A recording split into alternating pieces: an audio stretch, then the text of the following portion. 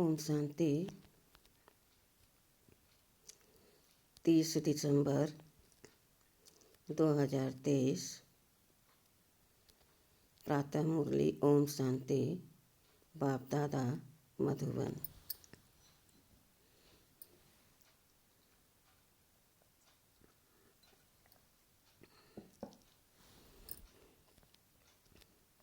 मीठे बच्चे, शुभ कार्य में देरी नहीं करनी है।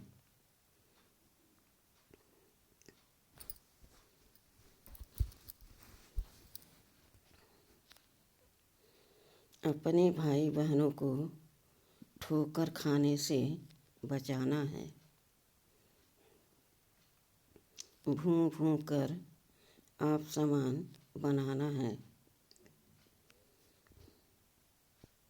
प्रश्न: किस बात का अनर्थ होने से भारत कौड़ी मिसल बन गया है? उत्तर: सबसे बड़ा अनर्थ हुआ है जो गीता के स्वामी को भूल गीता ज्ञान से जन्म लेने वाले बच्चे को स्वामी कह दिया है। इसी एक अनर्थ के कारण सभी बाप से बेमुख हो गए हैं।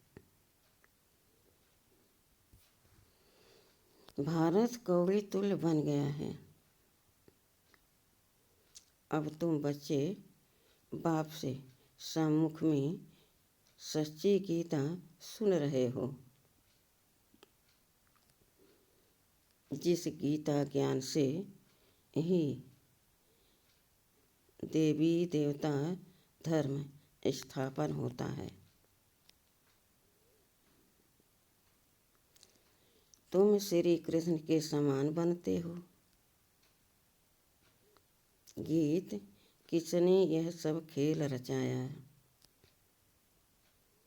ओम शांति।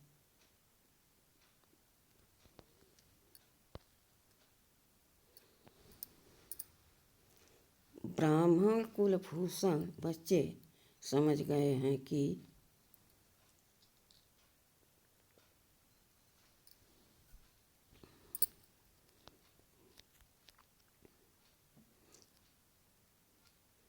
बरोबर हमको स्वर्ग में बहुत अपार सुख थे।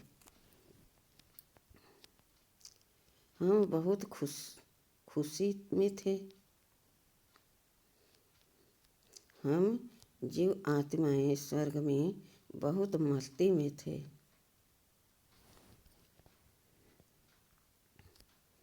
फिर क्या हुआ? रंग रूप की माया आकर चटकी विकारों के कारण ही इसको नरक कहा जाता है।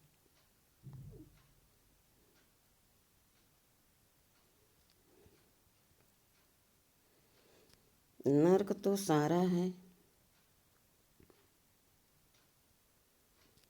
अब यह जो ब्रह्मरी का मिसाल देते हैं, ब्रह्मरी और ब्राह्मणी दोनों का नाम एक है।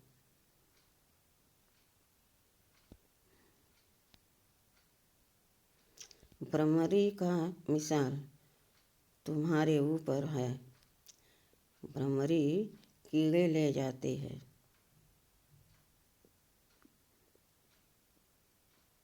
घर बनाकर उसमें कीड़े डाल देती है। यह भी नरक है। सब कीड़े हैं, परंतु सब कीड़े देवी देवता धर्म वाले नहीं हैं।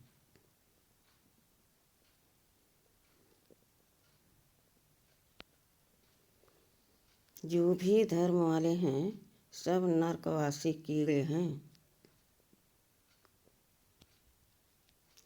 अब देवी देवता धर्म के कीड़े कौन हैं?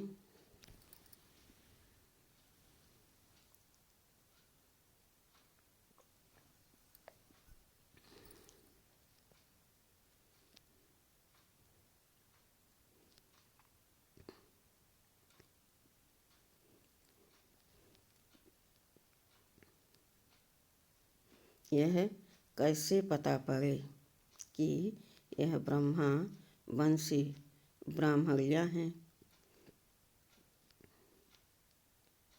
जो बैठ भूं भूं करती हैं।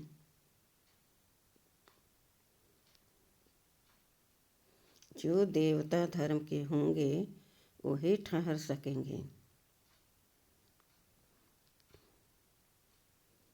जो नहीं होंगे ठहरेंगे नहीं। नरकवासी कीड़े तो सभी हैं। सन्यासी भी यही कहते हैं कि नरक का यह सुख काग विष्ठा समान है।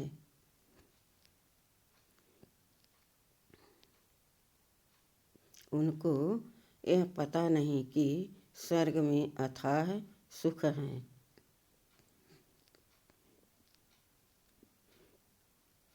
यहाँ पर 5% सुख और 95% दुख है।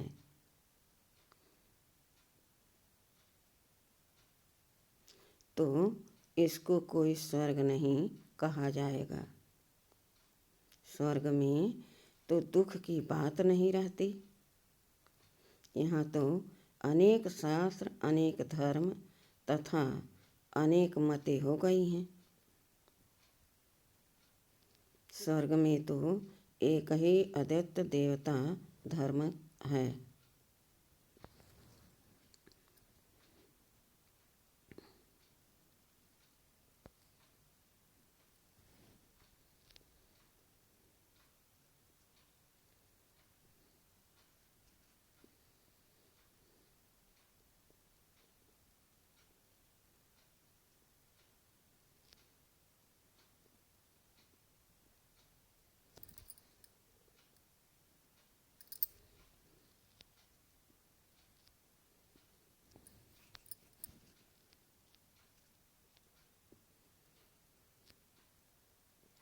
स्वर्ग में तो एक ही अद्वैत देवता मत है, एक ही धर्म है। तो तुम हो ब्राह्मणियाँ, भूं भूं करती हो। फिर जो इस धर्म के हैं वह ठहर जाते हैं। अनेक प्रकार के हैं। कोई नेचर को मानते, कोई साइंस को, कोई कहते यह सृष्टि कल्पना मात्र है।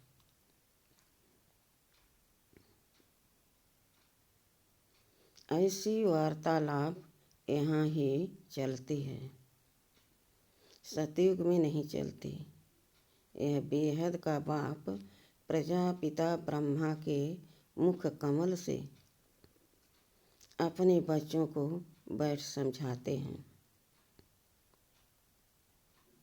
कि तुम मेरे पास थे, अब फिर मेरे पास आना है। इसमें शास्त्रों की तो बात नहीं उठती। क्राइस्ट तथा बुद्ध आते हैं,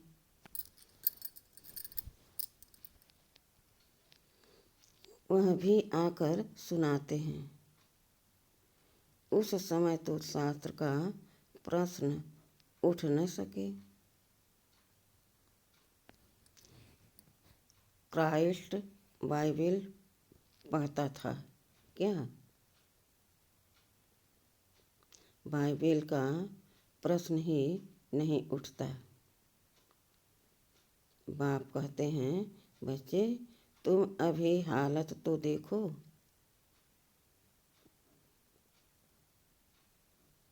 तुम अपनी हालत तो देखो। माया रावण ने तुम्हारी कैसी हालत कर दी है। समझते भी हैं कि हम आसुरी रावण संप्रदाय हैं। रावण को जलाते हैं परंतु जलता नहीं। रावण का जलना बंद कब होगा यह मनुष्यों को पता नहीं है। तुम हो ईश्वरी दैवी संप्रदाय, तुम बच्चे हो हमारे, अब मैं फिर आया हूँ तुम बच्चों को राजयोग सिखलाने। अनेक धर्म है, उनमें से निकालने में कितनी मेहनत लगती है।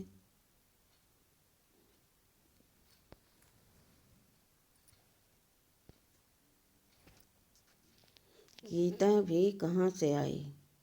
आदि सनातन धर्म जो था, उनकी निशानियाँ कहाँ से निकली, जो फिर ऋषि मुनियों ने बैठ बनाई, जो अब तक सुनते आए हो। वेद किसने गाए? वेदों का बाप कौन है?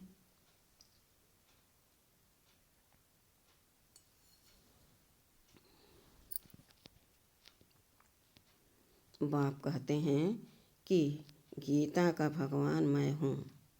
गीता माता रची शिव बाबा ने, उससे जन्म लिया श्री कृष्ण ने। उनके साथ राधे आदि सब आ जाते हैं।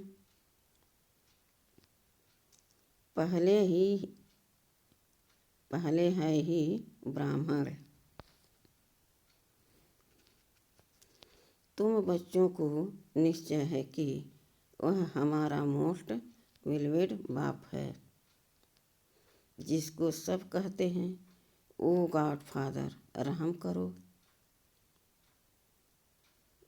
भक्त पुकारते हैं कि कैसे दुख से छूटें।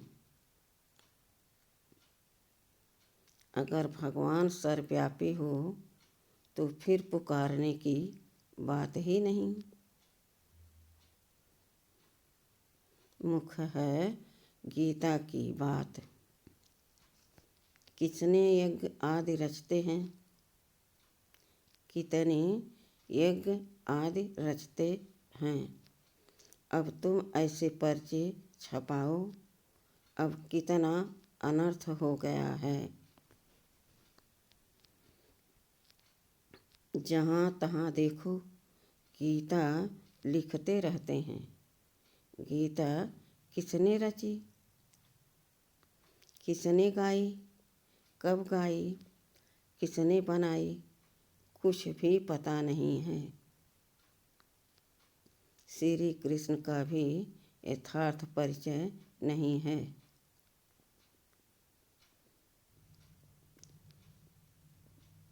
बस कह देते जिधर देखो सर्वव्यापी कृष्ण ही कृष्ण है।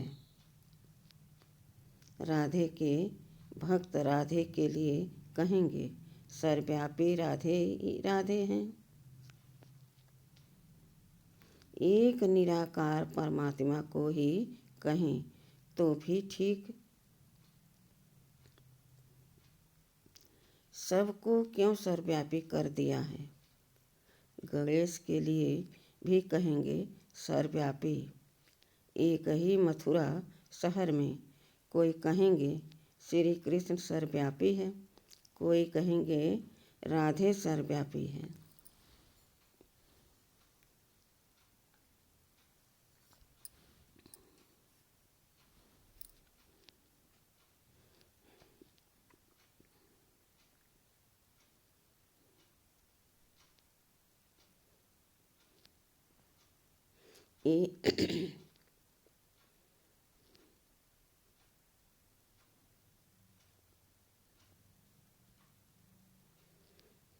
कोई कहेंगे श्री कृष्ण सर्वव्यापी है, कोई कहेंगे राधे सर्वव्यापी है। कितना मूझ हो गई है। एक की मत न मिले दूसरे से। एक ही घर में बाप का गुरु अलग तो बच्चे का गुरु अलग। वास्तव में गुरु किया जाता है वानप्रस्थ में।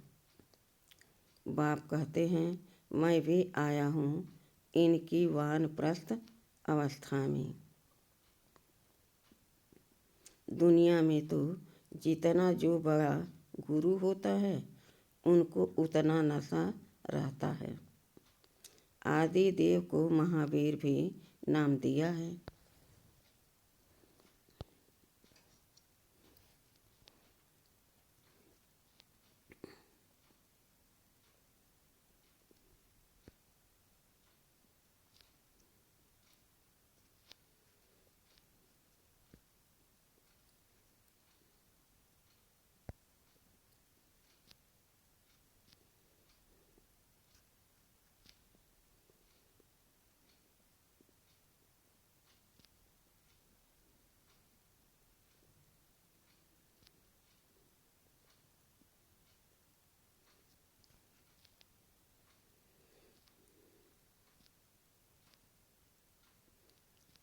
आदि देव को महावीर भी नाम दिया है।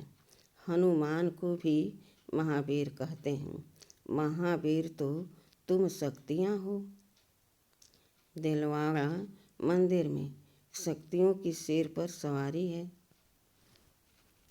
और पांडवों की हाथियों पर मंदिर बड़ा युक्ति से बना हुआ है। हूबहू तुम्हारा यादगार है। तुम तो उस समय होंगे नहीं जो तुम्हारा चित्र दे। मंदिर तो द्वापर में बनी है, तो तुम्हारे चित्र कहाँ से आएंगे।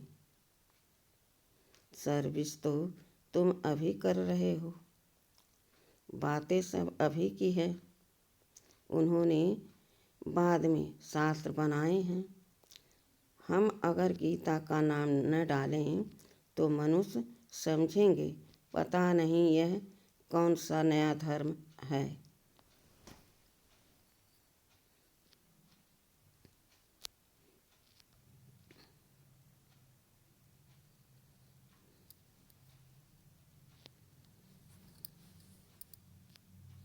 कितनी मेहनत लगती है। वह इस दुनिया में सिर्फ धर्म स्थापन करते हैं। तुमको तो नई दुनिया के लिए बाप तैयार करते हैं।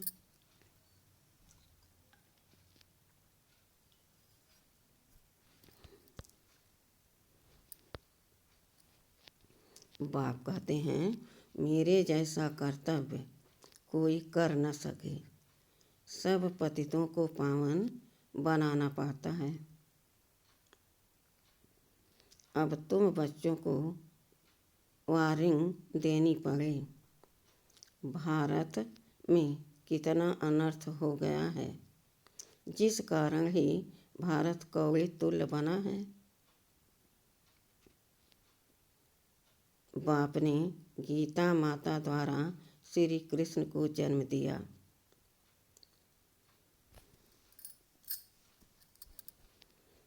उन्होंने फिर श्री कृष्ण को गीता का स्वामी बना दिया है। गीता का स्वामी तो शिव है। उसने गीता से श्री कृष्ण को जन्म दिया। तुम सब संजय हो। सुनाने वाला एक शिव बाबा है। प्राचीन देवी देवता धर्म का रचने वाला कौन। यह सब लिखने में बुद्धि चाहिए। गीता से हम जन्म ले रहे हैं। मम्मा राधे और यह फिर श्री कृष्ण बनेगा। यह गुप्त बातें हैं ना। ब्राह्मणों का जन्म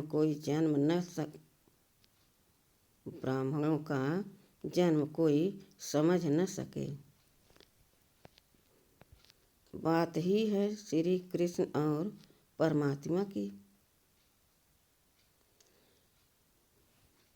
ब्रह्मा श्री कृष्ण और शिव बाबा, यह सब बातें गुह है ना। इन बातों को समझने वाला बड़ा बुद्धिमान चाहिए। जिनको युग पूरा होगा उनकी बुद्धि पारस बनती जाएगी। भटकने वाले की बुद्धि में यह ठहर न सके। बाबा तुम बच्चों को कितनी ऊंची नॉलेज दे रहे हैं। विद्यार्थी अपनी बुद्धि चलाते हैं ना, तो अभी बैठ कर लिखो। शुभ कार्य में देरी नहीं करनी चाहिए। हम सागर के बच्चे अपने भाई बहनों को बचाएं। बेचारे ठोकर खाते रहते हैं। कहेंगे बीके इतनी रंगलियाँ मारती हैं, कुछ तो बात होगी। लाखों पर्चे छपवा कर गीता पाठशालाओं आदि में बांटो। भारत अविनाशी खंड है और सर्वोत्तम तीर्थ है। जो बाप सबको सद्गति देते हैं, उनके तीर्थ स्थान को गुम कर दिया है।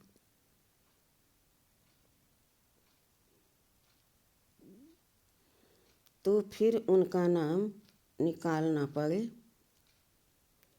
फूल चढ़ाने लायक एक शिव ही है, बाकी तो सब व्यर्थ हैं। गीता पाठशालाएं बहुत हैं।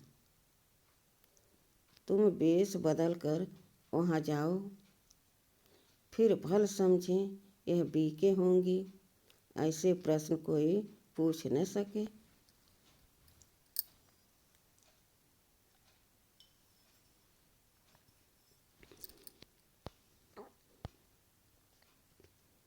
अच्छा, तुम समझते हो कि शिव बाबा ब्रह्मा तन से बैठ यह बातें समझाते हैं।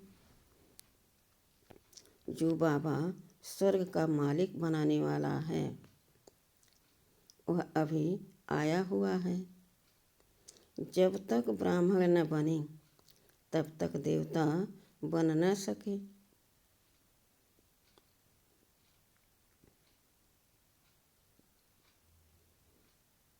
ब्राह्मण कुल देवताओं से भी ऊंच है। सबकी आत्मा पावन हो रही है। तुम फिर नई दुनिया में पुनर्जन्म लेंगे। अच्छा, मीठे मीठे सिखिलदे बच्चों प्रति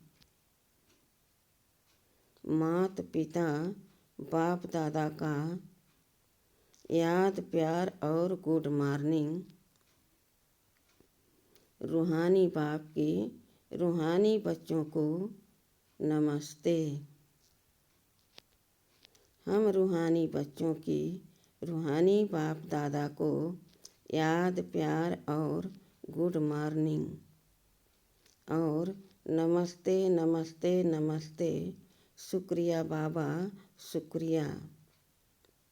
वाह बाबा, वाह वाह मेरा भाग्य, वाह।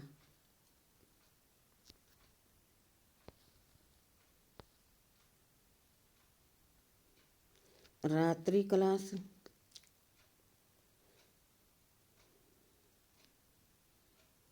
12/1/59। तुम बच्चे एक बाप की याद में बैठे हो। एक की याद में रहना, इसे कहेंगे अविचारी याद। अगर यहाँ बैठे भी दूसरे कोई की याद आती है तो व्यभिचारी याद कहेंगे। खाना पीना रहना एक घर में याद दूसरे को करना, यह तो ठीक हो गई, यह तो ठगी हो गई।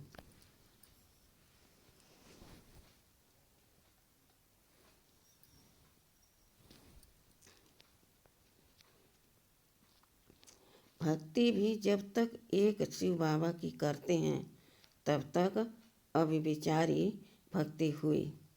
फिर औरों को याद करना, यह व्यभिचारी भक्ति हो जाती है।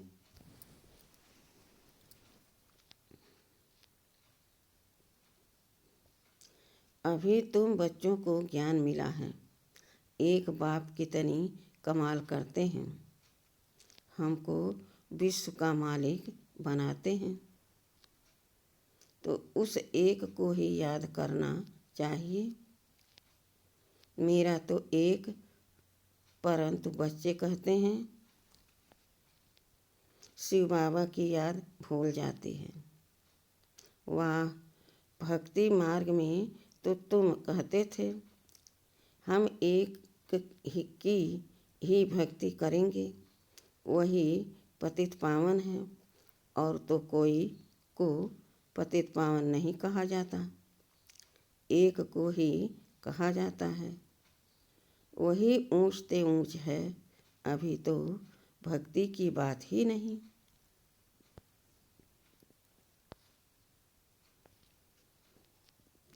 बच्चों को ज्ञान है, ज्ञान सागर को याद करना है।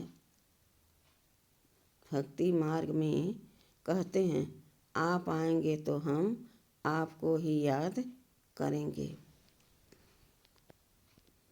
तो यह बातें याद करनी चाहिए। हर एक अपने से पूछे, हम एक बाप को याद करते हैं या अनेक मित्र संबंधियों आदि को याद करते हैं। एक बाप से ही दिल लगानी है। अगर दिल और तरफ गई तो याद बेविचारी हो जाती है। बाप कहते हैं बच्चे माँ में कम याद करो, फिर वहाँ तुम्हें दैवी संबंधी मिलेंगे।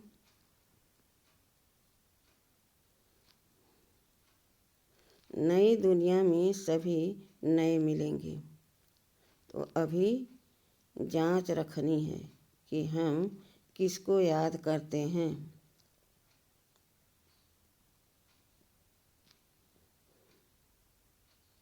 बाप कहते हैं तुम मुझ पारलौकिक बाप को याद करो, मैं ही पतित पावन हूँ। कोशिश कर और तरफ से बुद्धि युग हटाकर बाप को याद करना है। जितना याद करेंगे उतना ही पाप कटेंगे। ऐसा नहीं कि जितना हम याद करेंगे उतना बाबा भी याद करेंगे। बाप को कोई पाप थोड़े ही काटने हैं। अभी तुम यहाँ बैठे हो पावन बनने लिए।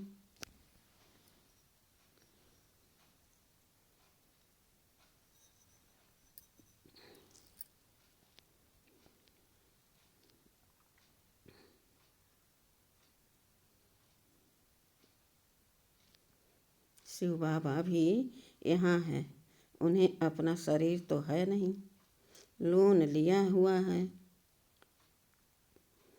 तुम्हारी बाप से प्रतिज्ञा की हुई है, बाबा आप आएंगे तो हम आपके बन नई दुनिया के मालिक बनेंगे। अपने दिल से पूछते रहो। यह तो जानते हो बुद्धि योग की लिंक घड़ी घड़ी बाप से जुट टूट जाती हैं। घड़ी घड़ी बाप से टूट जाती हैं। बाप जानते हैं लिंक टूटेगी, फिर यह याद करेंगे, फिर टूटेगी। बच्चे नंबरवार तो पुरुषार्थ करते ही हैं। अच्छी रीति याद में रहो तो इस डिनास्टी में आ जाएंगे। अपनी जांच करते रहो, डायरी रखो, सारे दिन में हमारा बुद्धि योग कहाँ कहाँ गया।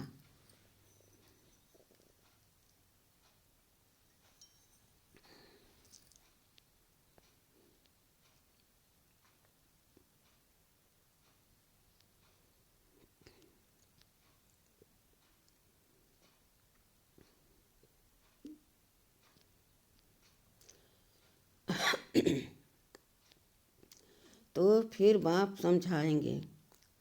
आत्मा में जो मन बुद्धि है वह भागती है। बाप कहते हैं भागने से घाटा पड़ जाएगा, मुझे याद करने से बहुत फायदा है। बाकी तो नुकसान ही नुकसान है। याद करना है मुख एक को, अपने ऊपर खबरदारी रखनी है।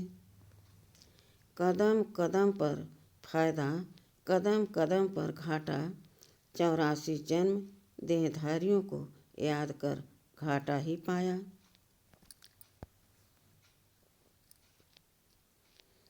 एक एक दिन होकर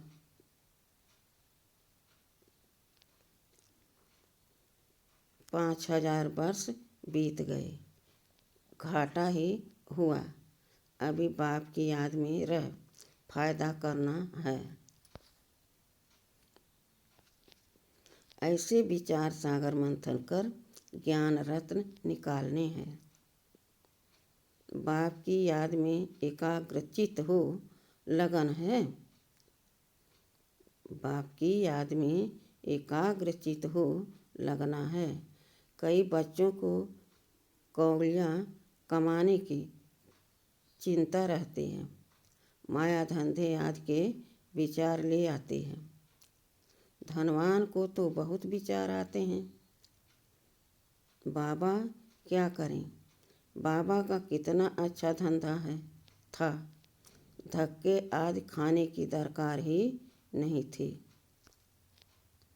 कोई व्यापारी आता था तो मैं पूछता था, पहले यह तो बताओ व्यापारी हो या एजेंट हो। हिस्ट्री तुम्हें धंधा आदि करते बुद्धि का योग बाप से रखना है।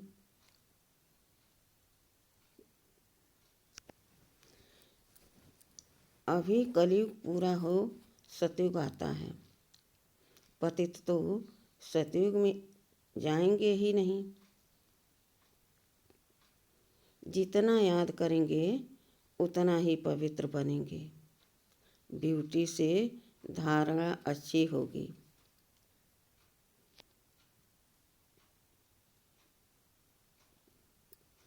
प्योरिटी से धारणा अच्छी होगी।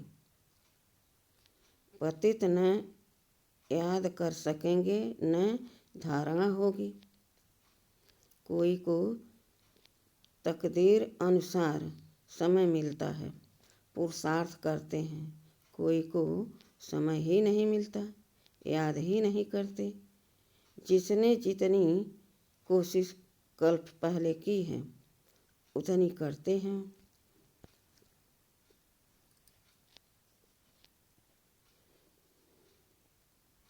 हर एक को अपने से मेहनत करनी है। कमाई में घाटा पड़ता था।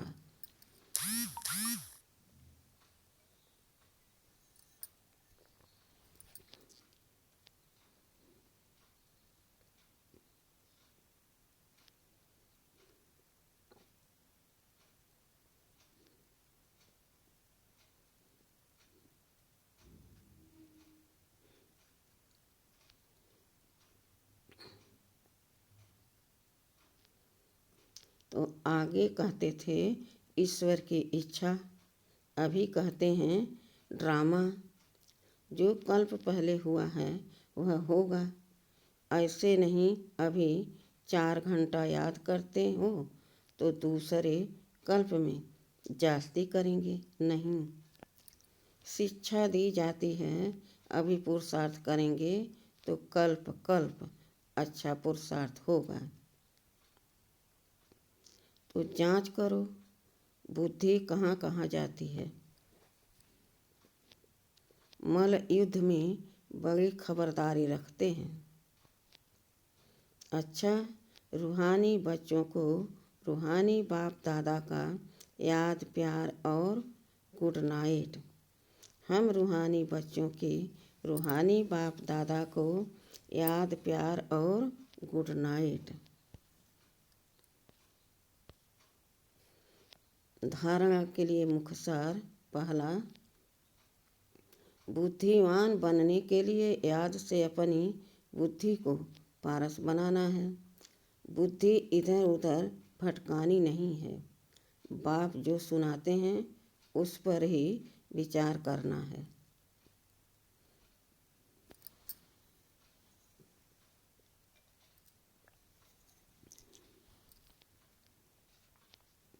वरदान।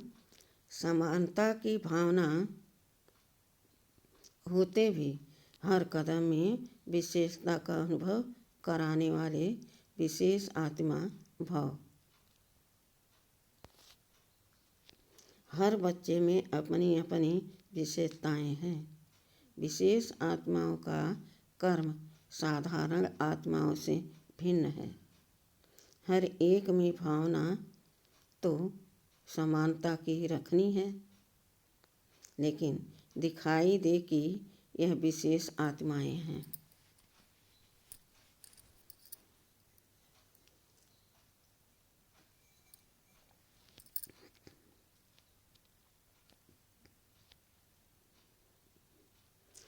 विशेष आत्माएं अर्थात विशेष करने वाली, सिर्फ कहने वाली नहीं।